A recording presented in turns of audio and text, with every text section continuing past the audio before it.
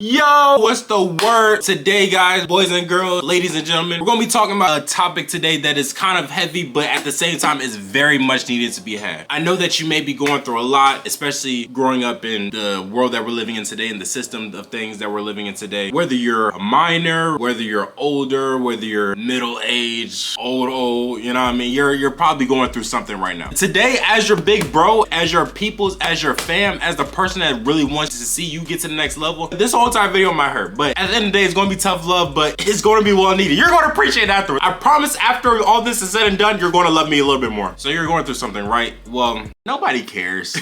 That sounds so harsh, but it's the honest truth. Nobody cares, bro. At the end of the day, bro, everyone's going through something. Are you gonna let what you're going through stop you from getting to where you need to be? That's the topic of this video. You're not the only one hurting. Today, we're gonna give up 4 examples. I'm gonna give you guys some examples of people that went through some really crazy stuff in their life, and today they're some of the most successful people that you know. Number 1 is Oprah. Now, before Oprah created a top-ranked talk show, before she was in the movie Color Purple, before she built a whole entire empire through print, radio, and online media businesses, yes, I'm actually reading this off of something, before she launched a charitable foundation, before she started a campaign for a national database of child abuser, dang, she did that? Hold on, Oprah did a lot. Hold on, let's talk about this now. Before she produced content for the Apple TV streaming services, Oprah was just some 23-year-old punk who needed to get fired so she could become Oprah. Down bad. She was born in 1954. Cassius. I don't even know how to pronounce this, and I'm not trolling. I honestly don't know how to pronounce this. Now imagine this. You're growing up in Timbuktu, Mississippi. You live with your grandmother. You don't have any other real resources especially growing up on a farm, bro. I can't imagine. That's crazy, bro. Life. That's my getting up alarm. Yes, it is 4 a.m. in the morning. We're working. Anyway, I don't know what I can and cannot say on YouTube, but I'm going to censor some of this stuff out. Let's just say that Oprah had it really hard when it came to just abuse with male relatives and friends of her mother. And she also became pregnant at age 14, and she had a premature baby, and sadly the baby did die at infancy. Now, synopsis of this whole entire story. Oprah grew up poor in Mississippi. Her childhood was tough by many standards, but this didn't stop her from making accomplishments and making something shake. I'm not sure what I can and cannot say on YouTube, so I'll leave that to you if you guys want to look into the story of Oprah Winfrey. But at the end of the day, all of that didn't stop her from being who she is today. Oprah is one of the most wealthiest black women of all time. Oprah is one of the most successful black individuals of all time. But all of those things that she went through didn't stop her from being where she is right now. I don't know where you're at in life, but this woman grew up on a farm, no resources, being where she is now. You can't tell me that you can't get up and make something shake today. And I know that may sound harsh, that may sound like, but this is my situation, oh, I'm hurting too much, or oh, I can't do this, or who says that you can't do this, bro? The only limitations that we have on ourselves is our mindset and where we place ourselves at in the present future of time. When we talk about people that grew up with nothing, you grew up on a farm. At least in the trenches, you have community, you have the city, you have public transportation. This lady grew up with nothing, and now Oprah Winfrey is a billionaire, if I'm not mistaken. Long story short, you can grow up with little to nothing and still become somebody. And it's not necessarily saying to get famous or whatnot, but still getting out of your situation. This is the biggest thing. A lot of times you may blame your parents, you may blame how you grew up, you may blame society, you may blame racism. There's a lot of things that you could blame for being in your current situation. When you become successful is when you literally take accountability for every single thing in your life, whether it's your fault or whether it's not. That's one of the things I'm doing right now. There's some things in my life that I literally cannot control, but I don't care because I'm like, bro, it's in my life, so I had to take some type of responsibility for it. There's some people who don't have this in their life and they're doing better or they're doing worse. So because of these factors that are in my life, I have to take responsibility because it's my life. So acknowledge that these things are actually here and move accordingly to that. So whether it's spiritually, financially, emotionally, my own personal mental health and well-being, you have to take major accountability for everything that's in your life. Whether it's something that you can or cannot control, you have to take some type of responsibility if it's in your life. Whether it's how strict your parents are, whether it's how your teachers grade you at school, whether you say, oh my gosh, my teacher doesn't like me, you have to take all that stuff into accountability. You say, okay, these are my circumstances. Make a list if you want to. Make a list of what your exact circumstances are and say, okay, these are my circumstances. How do I move from these circumstances to this goal that I want in life. You have to have some type of motivation to get out of these circumstances. You have to say, okay, this is where I'm at. These are my circumstances. How do I get here? Your circumstances are going to be your limitations of life. You make a list. These are my limitations. How do I get from these limitations to the life that I want to live? Whatever your situation, good or bad, and you can't just say, oh, woe is me, nobody likes you, then that's one of your circumstances. Nobody likes you. You know how many people made it in history with nobody liking them? And that's not saying that should be your goals, but there's a lot of people that literally nobody literally liked in history. Can I name somebody? Can I say? There's so many people in history that nobody liked that are still very successful. In fact, unpopular opinion, it low-key makes it easier when nobody likes you, because that means that nobody's going to be directly interfering with your life. So you literally have a free, straightway shot. Okay, no one likes me. That means no one's in my way. So I could just, you're there. You have no distractions. You have no one trying to really input your life because no one likes you. You claim no one likes you. At the end of the day, no one's going to give you a handout. And that's one of the things that I kind of had to realize the older I got, even with my circumstances. I'm like, okay, I feel like people should be helping me out more. And don't get me wrong, I've had a lot of support. But it's different between having a support and having a handout. No one's going to say, okay, I'm going to give you this job, I'm going to give you this car, and I'm going to give you this house. When I got my apartment, no one gave me $1 for my apartment. And could I have asked for money? Probably. I probably could have. But when I got my apartment, I didn't ask for money, I didn't ask for gifts, I didn't ask for nothing. Everything you see in this crib, all my furniture, I got on my own. Yeah, I think everything in my crib I got on my own. I'm actually just thinking about that now. That's not a flex, that's just me saying that you can do it too. I promise you, I didn't do nothing special. These people that you're seeing that are famous, they didn't do anything necessarily special. They just didn't give up. The moments in life where you're like, oh my gosh, woe is me. That's the moments where people like us, we buckle down and we say, you know what? Yes, we're going through some things right now, but we're gonna keep pushing because I know what we want in life.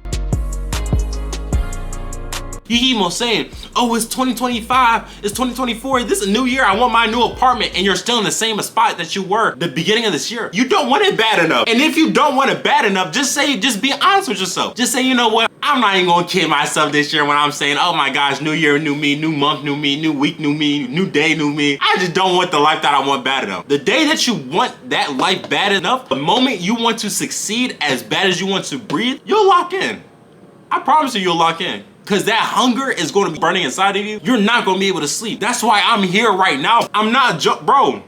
Look at it. It's 4:11 in the morning, bro. On Granny. I'm up because I'm hungry. Like, I'm really trying to get to it, bro. I have a lot of goals that I want to do, and because of my circumstances, I have a little bit more freedom that I've never had before. So I'm going to push myself to do that. But it wasn't always like this. I had to grind to get to where I'm at. Let me find someone else that you may be able to relate to in this sense. You're going through something, you're losing people left and right. Let me find you. Let me give you someone else. So 9 times out of 10, you probably heard this song before. I'm on the stage right now, singing your This is favorite Toosii. song. Now, Toosii was born in Syracuse, New York. Later moved to Raleigh, North Carolina at the age of 13. Playing football, you know, normal teenage stuff, right? Nothing can go wrong in his life, right? Right? Wrong. Just being in the area he was. And I've been to Raleigh. My best friend, he used to live in Raleigh. It's North Carolina, but it's like still...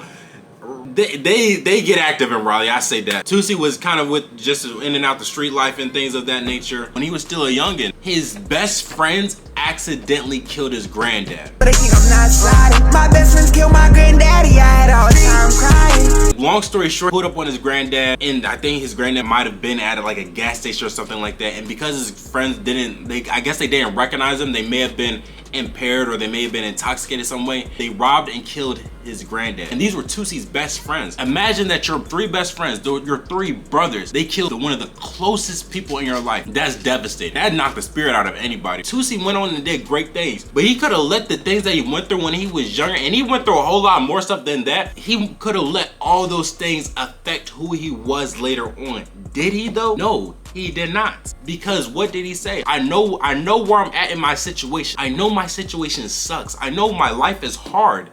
but I don't want it to be hard for the rest of my life. I'm not gonna go out and be mediocre. I'm going to take the hardships that I have and I'm going to create something with it. Yes, the world is a terrible place, but guess what? The sun is gonna rise tomorrow and the sun is gonna set tomorrow. What are you gonna do with that 24 hours? You just gonna sit there and complain that the world is a terrible place? I'm trying to tell you off rip, there's two types of people in life. There's those who wait and there's those who go get it. Which one are you gonna be? Because those who wait are most of the time the people that get up to be 40, 50 years old and say, oh man, I could have done this in life, man, I could have done that in life. I know you got some relatives at your family reunion you go to all the time and they point out, they're like, oh, that's your Uncle Bob. Yeah, man, he could have wrote a book. He was so cool. Oh, there goes your uncle. That's your Uncle Jimmy right there, man.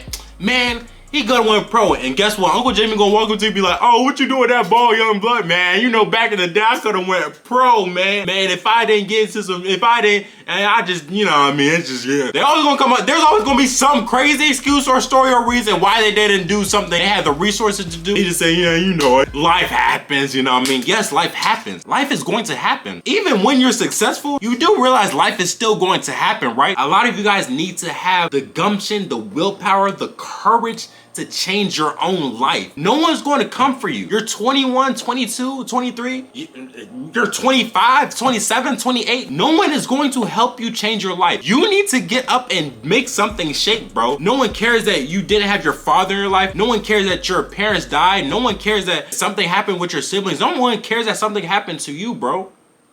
You have to change your life or you're going to be 30, 40, 50 still complaining that life isn't how you want it to be. A lot of things in life are going to hit you and you're going to not want to get things done. You have to still get them done, bro. No matter what hits you, whether it's a disease, unless you are just unable to move, to walk. But then again, there's a hope. I know you've seen this ad before. My name's Drew Davis. I'm 18 years old.